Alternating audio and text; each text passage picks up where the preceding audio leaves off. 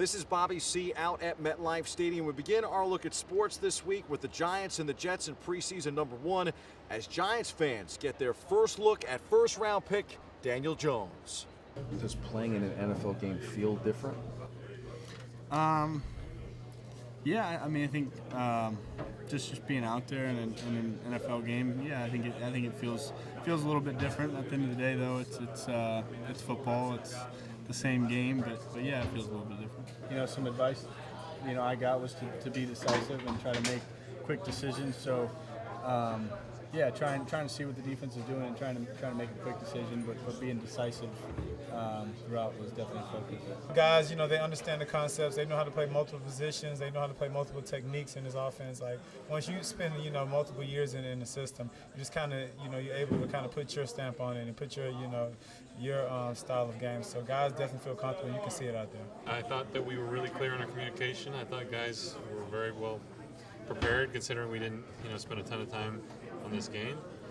And I thought we had good communication on the sideline, which was good. The energy of the entire game was really great. So we take this, we build off of it, and we keep moving forward.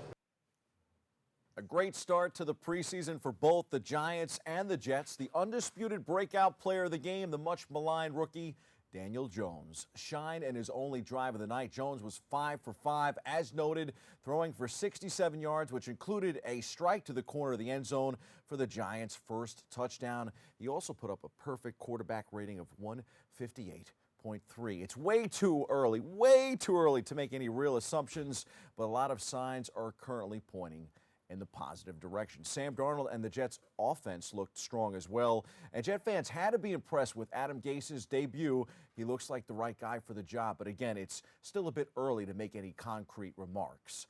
The G-Men host the Chicago Bears Friday night at MetLife. The Jets will be in Atlanta Thursday night.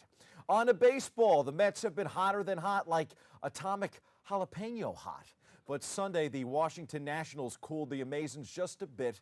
The Nats held off the surging Mets to snap New York's 8-game winning streak as Drupal Cabrera hit a tie-breaking 2-run double against his former team. And the Nationals bullpen finally locked down a lead in Flushing, lifting Washington over the streaking Mets 7-4. Victor Robles replaced Juan Soto and homered off all-star closer Edwin Diaz in the ninth. Anthony Rendon had 4 hits for the Nationals.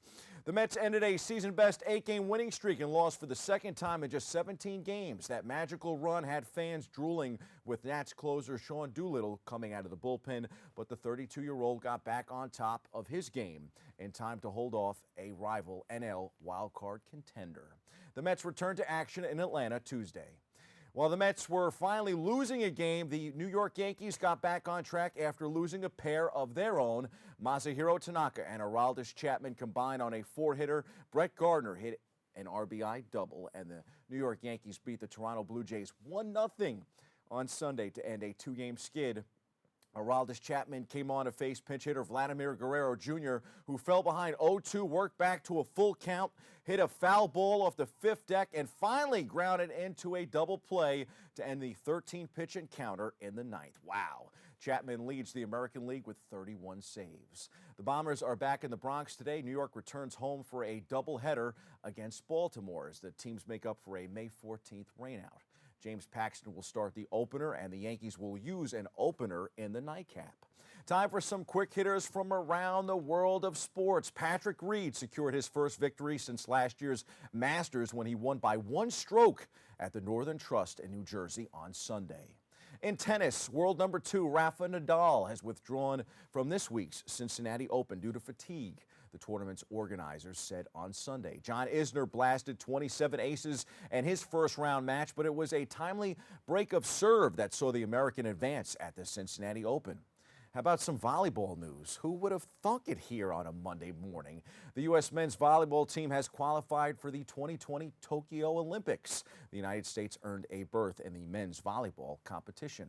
Star of the weekend was most certainly Simone Biles. She captivated national primetime TV on Sunday. The double-double, the triple-double. Biles captured a record-tying 6th U.S. all-around title by a hefty 4.9 5 points this weekend. She has won 20 straight all around, dating back to 2013, returning last year after a one-year break to dominate more than ever before. She became the first woman to land a triple twisting double somersault on floor exercise and the first to land a double twisting double somersault off the balance beam. Both skills she, could throw at this October World Championships will be named after her. Biles already has one floor tumbling pass and a vault named after her. Pretty impressive indeed. I think we should have a weekly Antonio Brown report here at BronxNet. Last week it was frostbite. This week it's helmets. It took less than a day for the NFL to respond to Brown's apparent plan to get the league to allow him to continue using a helmet that is no longer an approved model by the league. The NFL's response, issued by spokesman Brian McCarthy, essentially boils down to, that's not going to be how this is going to go. Open quote. The player can't practice or play in games with equipment that's not approved, McCarthy said, clearly referencing Brown, even if not specifying him by name. If he doesn't play or practice, he is in breach of his contract and doesn't get paid. NFL policy is that helmets have to be certified. They don't certify equipment that's older than 10 years. Close quote. The only way Brown is going to be allowed to wear his old helmet this year is if he can somehow convince the NFL that his uncertified headwear is safe for game use, and apparently his legal team has come up with an interesting strategy to make that happen. According to The Athletic, Brown's camp went into the receiver's grievance hearing on Friday and basically threatened the NFL. Brown's legal team told the league that Brown, if he suffers a head injury, that, from the stuff that's being told to wear from the NFL, that he would hold the league liable. While in Oakland, this receiver, Antonio Brown, says that he won't play football unless he can wear his old helmet that is now banned by the NFL. New England Patriots quarterback Tom Brady acknowledged that it's been an adjustment for him to get used to a new helmet. Brady's old helmet was among those prohibited by the NFL this year as part of the joint venture with the Players Association to help improve player safety. Brady previously said he understands the reason for the change even as he struggles to adapt to it.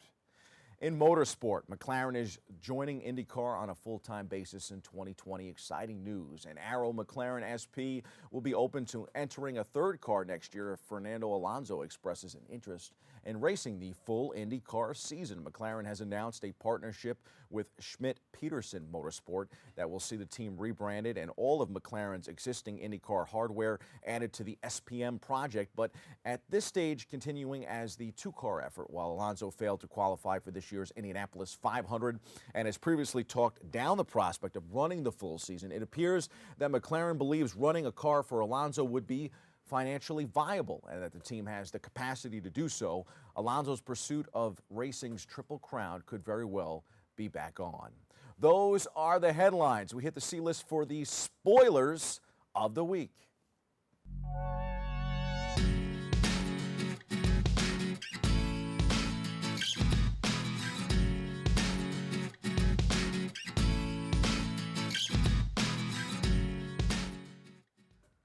Never would I have thought that I'd be turning to the Baltimore Orioles this season in the C-list. They are so bad. I mean, really, really bad.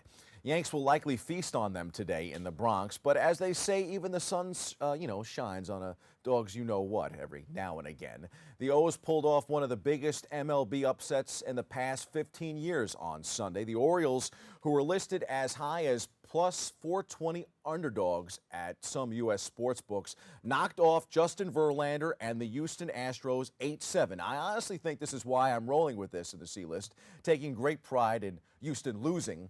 The Washington Nationals beat the Minnesota Twins as plus 390 underdogs in 2007. The Miami Marlins topped Clayton Kershaw and the LA Dodgers as plus 320 underdogs last season. So the O's lost, you get this, 23-2 to Houston, and then followed that up with a walk-off win. You gotta love baseball. The Astros, the consensus World Series favorites, were one of the largest single-game favorites ever. They closed as minus 460 favorites at Caesars Sportsbook, but could be found as high as minus 550 favorites at Station Casino Sportsbooks in Nevada. Houston is the 9th favorite of minus 400 or greater since 2005, and only the second to lose, joining the 2007 Twins. The Dodgers were minus 45 favorites against the Atlanta Braves in 2016. The high price on the Astros money line scared away many bettors at Caesars, where 89% of the tickets and 97% of the money was on the underdog Orioles. Station Casino Sportsbook Director Chuck Esposito told ESPN his shop took minimal straight bets on the Astros-Orioles game, but added that Houston was a popular pick on parlay bets. Bettors often bet big favorites like the Astros by parlaying them with other teams to reduce the price. Trailing 7-5 heading into the bottom of the ninth inning, Baltimore rallied for 3 runs, capped by Rio Ruiz's 2-run homer with 2 out to give the Orioles the victory and snap their 5-game losing streak. Remarkable. I guess that's why they call it gambling, Bob, right? That's your sports. I'm Bobby C. More Open back after this.